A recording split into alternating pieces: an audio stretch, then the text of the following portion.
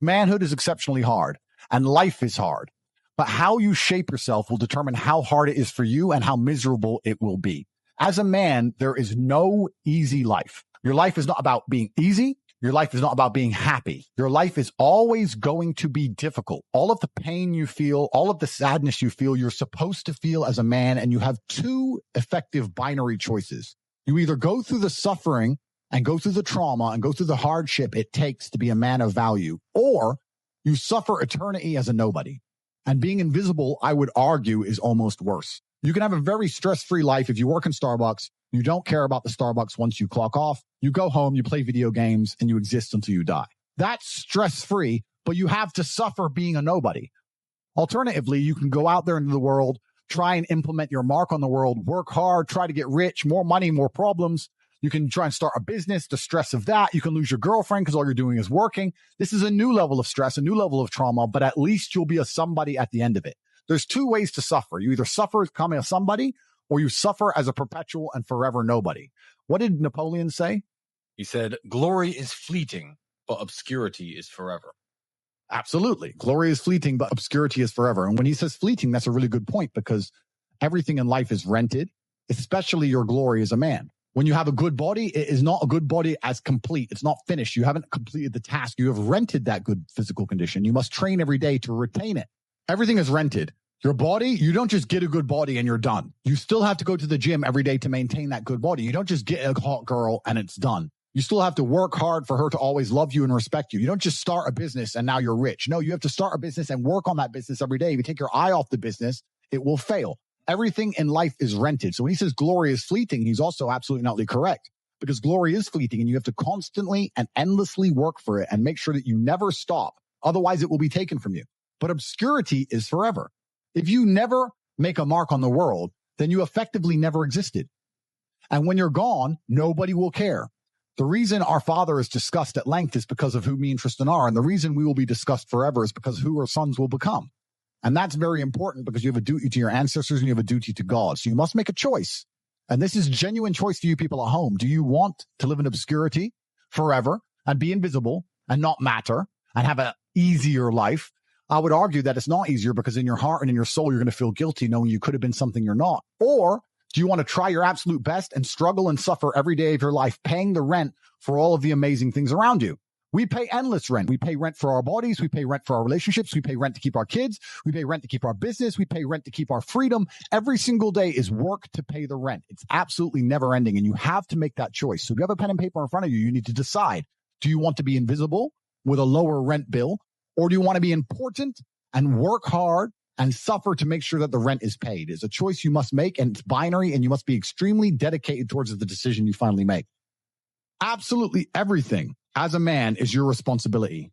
It's your responsibility to become your best and brightest version of yourself. And you're not going to do that simply by talking it into existence. You need to live it into existence. You need to go out there and do things which are genuinely difficult, genuinely stressful, which are genuinely scary, so you can become the man you want to be.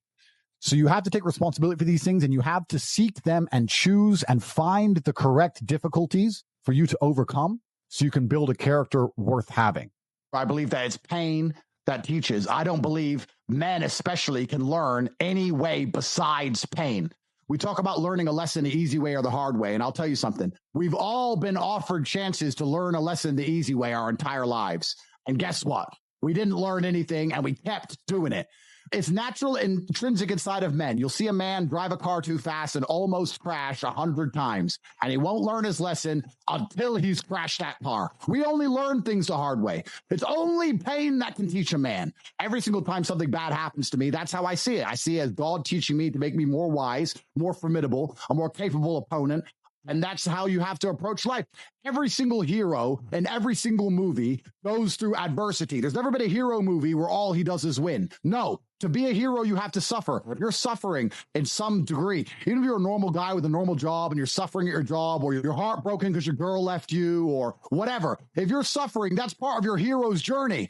There is no hero's journey without suffering. If you have an easy life the whole way through, you never get to be a hero. That's the whole point of being a man, is that you're supposed to suffer. You're supposed to eat pain for breakfast. You're supposed to come and grow into a better version of yourself. That's exactly what life's supposed to be about as a man. And if you want to be a superhero in life, you need to understand that For 80% of the movie, you're going to suffer. For 80% of the movie, you're going to lose. Watch any superhero movie. For 80% of the movie, it is nothing but pain and frustration and difficulty. And when your life is that way, you have a chance to grow into something fantastic, and you should thank God for every difficult thing he puts in your path. Think about a superhero movie. A man is unfairly imprisoned in a Romanian jail cell and trained so hard he emerges stronger than ever before. That is a movie. You get to live a movie as a man if all you had was some balls. We are living movie scripts. Why? Because we have bravery. Most men sit there and wonder why they're depressed because you don't get to live a movie. You're not the main character of anything. You're not even a secondary character in anyone else's movie. You're an unimportant nobody because you were afraid your entire life. You've lived like a coward your whole life. You were afraid of what might happen if you have some balls. And then you wonder why you're depressed. I'd be depressed if I was you. Of course, your life sucks. I'd rather go to jail as me than live free as you. Because when you're free, you can't even do anything. You can't go where you want, you're broke. You can't have sex, girls don't want you. You can't speak because no one listens. So what are you free to do? You're more in jail than I ever was. My mind is free. I'm allowed to think what I want to think and say what I want to say. They have thoughts and they go, don't know if I should say that. They second guess themselves. They're their own worst enemy. Every single part of me is on my team. I have enemies who want me dead. Fine. But every single part of me, my mind, my hands, my legs, every single part of me is on my team. My body doesn't second guess itself. My mind doesn't turn on itself. We don't break and self-sabotage. There's no civil wars inside of Andrew Tate. A lot of men no longer have shame. You have no shame left. You should be too ashamed to be a coward. You should be too ashamed to do the wrong thing. Where's your shame? Well, we destroy that, right?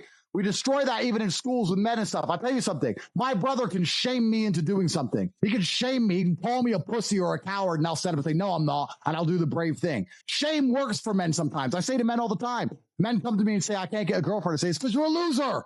You are a loser. Change that fact. Come to me and prove to me you're not a loser. I will shame him, and he will react to it, and his life will improve. But now we have men with no shame. They'll walk around with no shame at all, and then we wonder why we have a whole bunch of cowards. Cowardice is always the easy choice, but you should feel too much shame to take it. That's the problem. It's the path of man. It's the path of victory, and it's the only path to truth. It's the only path to genuine happiness in your heart. There's one path. There's one. There is one path to happiness, and that is masculine strength, and that is eating pain for breakfast and becoming a better person. The flavor of life is pain. You try to change the flavor, you're going to end up disappointed, you're going to end up weak, you're going to end up miserable. Accept the flavor and learn to love it. That's the only path to genuine competence and happiness within yourself as a man.